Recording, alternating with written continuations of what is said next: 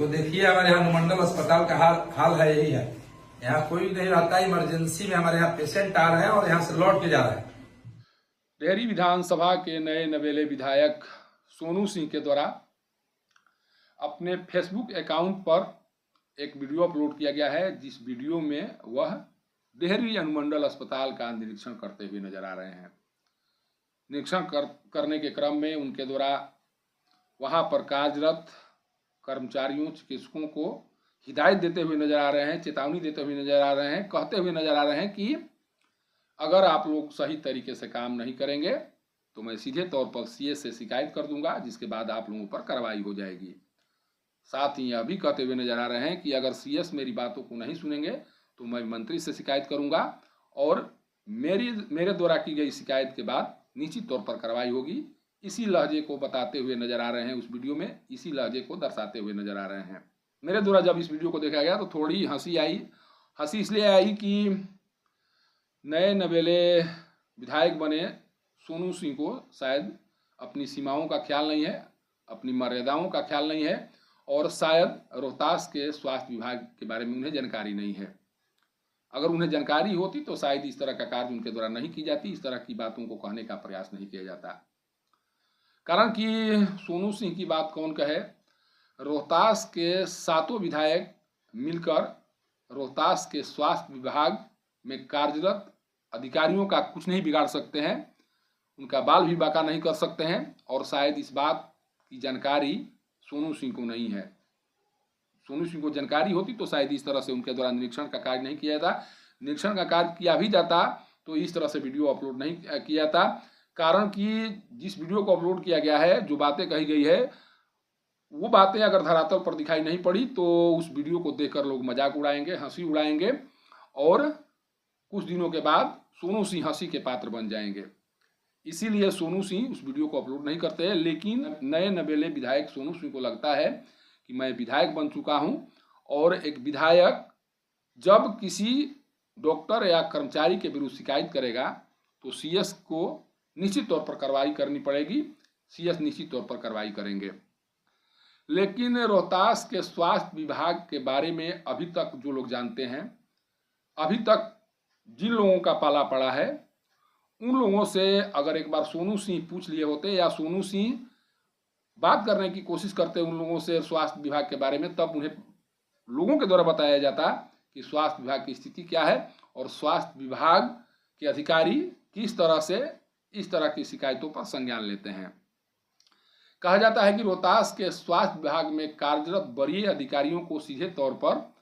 मंत्री के स्तर से निर्देशित किया जाता है और यह भी कहा जाता है कि मंत्री को छोड़कर रोहतास के स्वास्थ्य विभाग में कार्यरत वरीय अधिकारी किसी की बात को नहीं सुनते हैं। कोई लाख शिकायत करे, लाख आवेदन दे,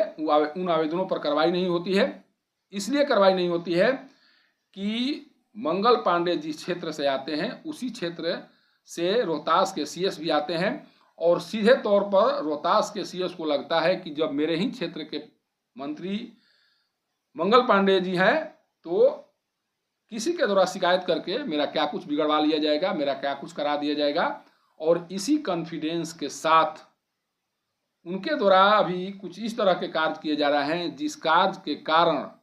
रोहतास के स्वास्थ्य विभाग में अराजकता की स्थिति उत्पन्न हो गई है। आप स्वास्थ्य विभाग के किसी भी कार्यालय में चल जाइए, किसी भी अस्पताल में चल जाइए, आपको सीधे तौर पर दिखाई पड़ेगा कि किस तरह से अराजकता की स्थिति बनी हुई है। और उस अराजकता की स्थिति को लाने में रोहतास के सीएस का बहुत बड़ा योगदान है। कारण कि रोहतास के सीएस को साफ लगता है कि मैं कुछ भी कर लूंगा, मेरे द्वारा किसी पर कार्रवाई नहीं की जाएगी, मेरे द्वारा स्वास्थ्य व्यवस्था को डिरेल भी कर दिया जाएगा तो मंगल पांडे तक कोई शिकायत नहीं करेगा, शिकायत करेगा भी तो मेरा कुछ नहीं बिगाड़ पाएगा। और इसी सोच के साथ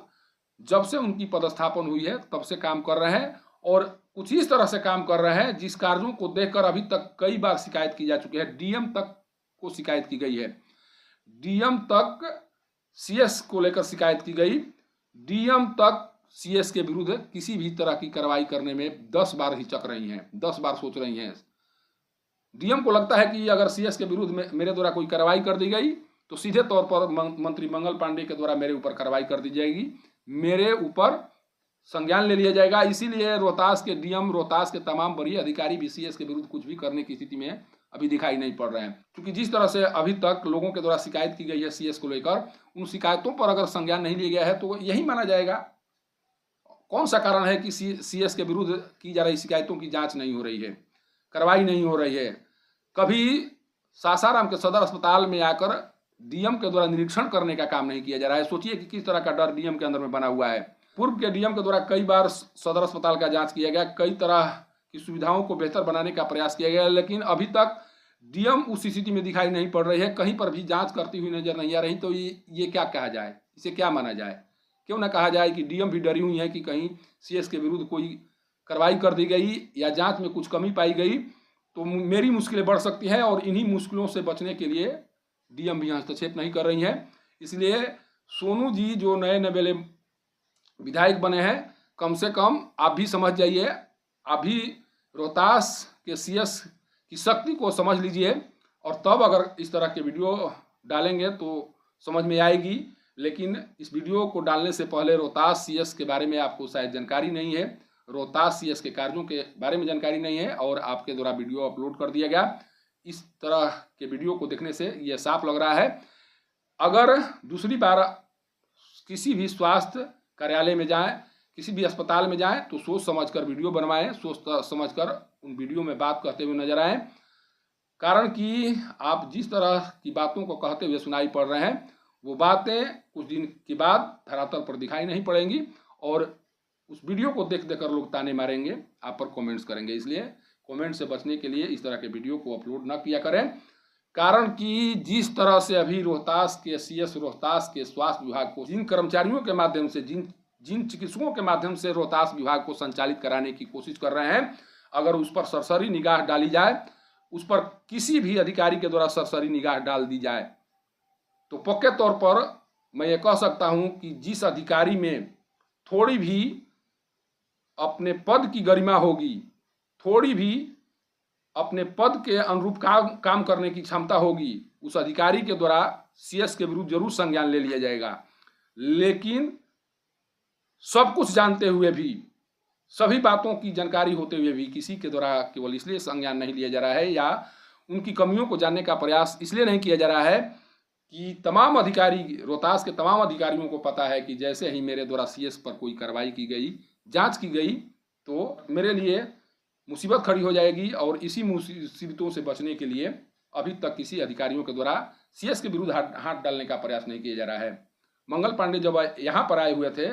एक अस्पताल के उद्घाटन के क्रम में, उस दौरान मंगल पांडे भी अपने सीएस को खोजते हुए नजर आ रहे थे। सोचिए कि सीएस किस लेवल पर काम कर रहे हैं, जब एक मंत्री को अस्पताल में आकर अपने सीएस को खोजना पड़ रहा है, और सरेआम खोजना पड़ रहा है। जब मंत्री आए हुए थे उस दौरान सीएस कहाँ थे किसी को पता नहीं था। मंत्री बहुत देर तक पूछते रहे कि भाई सीएस कहाँ है, कोई बताने की स्थिति में नहीं था। और जब सीएस आए तो एक शब्द मंत्री कहते हुए सुनाई नहीं पड़ी है, पूछने की भी उनके द्वारा कोशिश नहीं की गई कि आप कहाँ पर थे। सोचिए कि जब मंत्री किसी सीएस से यह नहीं पूछ सकता है कि आप कहाँ थे, क्यों हमारे सामने नहीं आए, आखिर